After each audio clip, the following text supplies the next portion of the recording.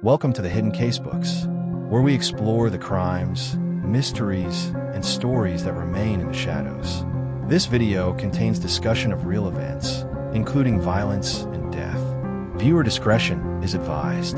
The purpose of this content is educational and documentary in nature. We aim to shed light on the facts, honor victims, and explore the failures in systems meant to protect them. All information presented is based on publicly available sources and is not intended to sensationalize or glorify crime. The story you are about to hear is told with respect for the victim and their family. Today, we turn to Charlotte, North Carolina, a city shaken by tragedy, a story of a young refugee searching for peace, and a man with a violent past whose actions would take everything away. This is the case of the light rail murder. Charlotte, North Carolina, a city of growth, opportunity, and new beginnings. Every day, thousands ride the light rail. Students, workers, families. Most never imagine that danger might sit just a few feet away. But on the morning of August 22nd, 2025, one train ride turned into tragedy. A young woman, just 23 years old, lost her life in an act of sudden and brutal violence. Her name was Iryna Zarutska, a refugee who had fled from Ukraine, searching for peace. The man accused of taking her life is Decarlos Brown Jr., a repeat offender with a long and troubling criminal history. This is the story of a crime, a broken system, and a young life taken far too soon. Who was Iryna Zarutska? To understand this tragedy, we must begin with Iryna. She was not just a name in a headline. She was a daughter, a friend, a young woman with dreams. Born in 2002 in Ukraine, Iryna grew up in a country proud of its traditions. But she also grew up during conflict and uncertainty. Her family and friends describe her as kind, hopeful, determined. She loved reading. She loved music. She dreamed of building a future where she could be safe. When war forced millions from their homes, Iryna was among them. She left Ukraine behind, searching for stability. Her journey eventually brought her to Charlotte, North Carolina. For her, this city represented opportunity, a chance to rebuild, a place to belong. She was adjusting to her new life, making friends, exploring her surroundings, holding on to hope. But tragically, she would never see what her future might have been. On the morning of August 22nd, 2025, Iryna boarded the Lynx Blue Line. It should have been an ordinary trip. The train moved along quietly. Passengers sat with phones, books, or their own thoughts. But inside that train was another passenger. His name, Decarlos Brown Jr. Witnesses say the attack happened suddenly. Brown pulled out a knife. He stabbed Iryna multiple times. One of the wounds struck her throat. Panic spread. Passengers screamed. Some called for help. But for Iryna, it was already too late. She died on that train, just minutes after boarding.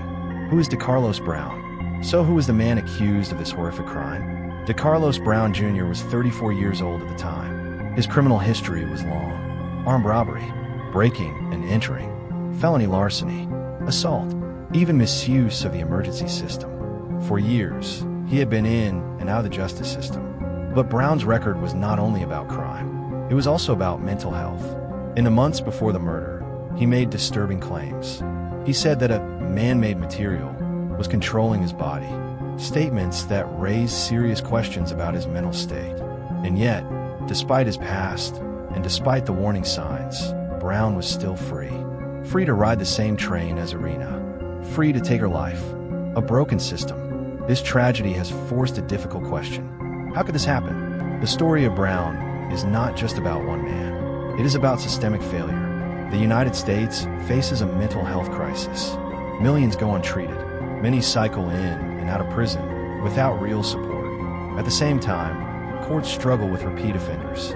When to release them, when to intervene, and too often, red flags are missed. In Brown's case, they were missed again and again. The result was deadly. The murder of Iryna Zarutska shocked Charlotte, and the reaction was immediate. City officials condemned the violence. Charlotte's mayor called it senseless, a tragic loss. The Ukrainian community grieved deeply. They had fled war. They had come seeking safety. But now, one of their own had been killed in a place meant to be safe. For residents of Charlotte, this was more than a crime. It was a wake-up call. Brown was arrested on the scene. He was charged with first-degree murder. At his court appearance, a judge denied bond. The seriousness of his crimes, his long criminal history, both were too much to ignore. The court also ordered a mental competency evaluation to decide whether Brown is fit to stand trial. For Iryna's family, justice cannot come quickly enough. But the process has only begun. At the heart of this story is not just crime. It is the life of a young woman. Iryna Zarutska was only 23. She had survived war. She had crossed oceans. She had chosen hope. But her journey ended in violence, on a train ride that should have been safe. Her death reminds us of how fragile safety can be. It shows us how systems fail, and it leaves us with a responsibility to demand better, to care for mental health, to hold institutions accountable, and to honor victims by telling their stories. For Iryna, may her memory be a blessing. For Charlotte, may her loss inspire change. And for all of us, may we never forget that behind every headline, there is a human being.